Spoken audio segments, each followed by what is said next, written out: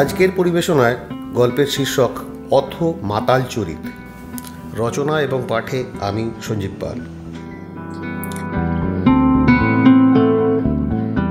এই মদ জিনিসটা বড় অদ্ভুত।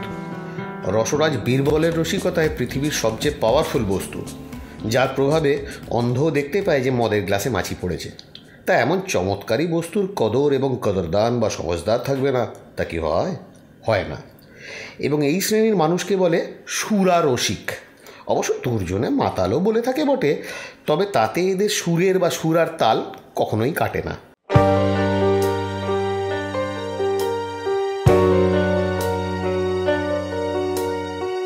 বয়ঃসন্ধি হলে পরে এক কাজিন দাদা একদিন মহাসমারোহে আমার মদ্যপ্রাশন এবং মাতাল মন্ত্রে দীক্ষা দিয়ে বললেন, বাপু হে, নিজে মদ ছাড়ার আগে অন্তত একজনকে মাতাল মন্ত্রে অবশ্যই দীক্ষাদান করবে, আর ওটাই তোমার গুরুদক্ষিণা, বুঝলে?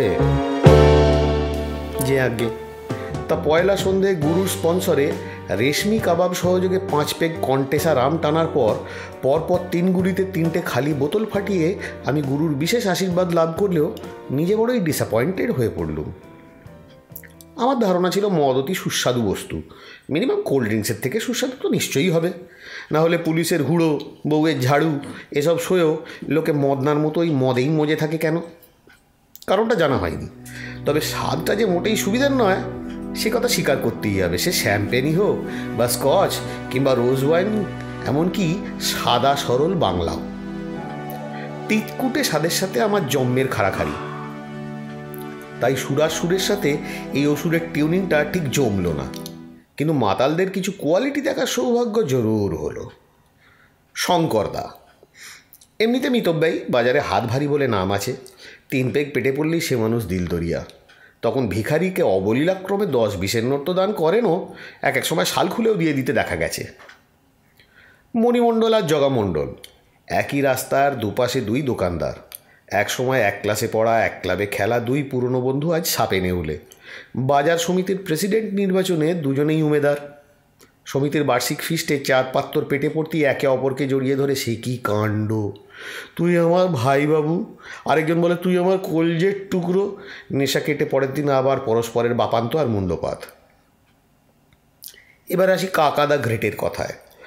আমার পাশের কারখানার একটি মেশিন শপের প্রবীণ হেডমিস্ত্রি তিনি। বিরাট অভিজ্ঞতা। সকাল 7টা থেকে রাত 8টা পর্যন্ত কড়া ডিউটি দেন। 8টার পরে লাখ টাকা দিলেও কাকা থাকবেন না।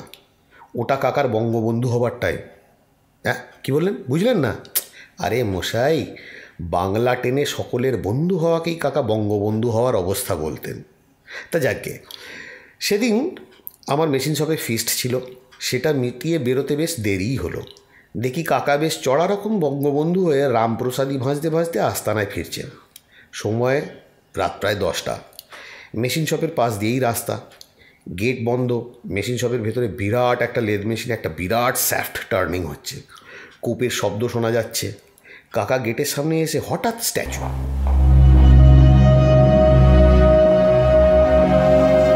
তারপরে বন্ধ গেটে দুমদাম ধাক্কা, চিৎকার, ওরে ওলা উঠো, ওরে হারামি, মেশিন বন্ধ কর রে, মালের ভেতরে কেরাক আছে রে, সর্বনাশ হয়ে যাবে রে, ওরে কানের মাথাকে কাঠকুড়ির বেটারা। কাকা এমনিতে বেশ শান্ত লোক, হিস্ট্রি শিটার নয়, মানে মাতলামির কোনো হিস্ট্রি নেই। অবাক হয়ে আমিও দাঁড়ালাম, ব্যাপারটা কি দেখতে হচ্ছে তো। এদিকে দারোয়ান গেট খুলতেই মারাদোনার মতন তাকে ডজ করে এক ছুটে ভিতরে গিয়ে মেশিন বন্ধ করে দেন কাকা। অ্যাটেন্ডেন্টকে বলেন, খবরদার মেশিন চালাবি নি, মালের ভেতরে কেরাক আছে কিন্তু, কাল বাবু এলে যা হয় বুঝে শুনে যা করবে করবে। অ্যাটেন্ডেন্ট কাচুমাচুমকে বলে, সারা রাত মেশিন বন্ধ থাকবে? বাবু কিছু বলবে না তো? তোর বাবুর গোষ্ঠীর যা বললুম সেটা করবি শালা ঢ্যাম না। অ্যাটেন্ডেন্ট চুপচাপ। পরদিন আল্ট্রাসোনোগ্রাফি করে দেখা গেল সত্যি সারফেসের প্রায় 2 ইঞ্চি ডিপে একটা ক্র্যাক। কোম্পানির প্রায় লাখ টাকার উপর ক্ষতি বেঁচে গেল। পরদিন কাকাকে জিজ্ঞেস করতে কাকার সাফ জবাব, আরে আওয়াজ শুনে বুঝলুম গো। তা মালটা তো তুমি মেশিনে লাগিয়ে কোপ চালিয়ে দিয়ে গেছো, তখন আওয়াজ শোনোনি?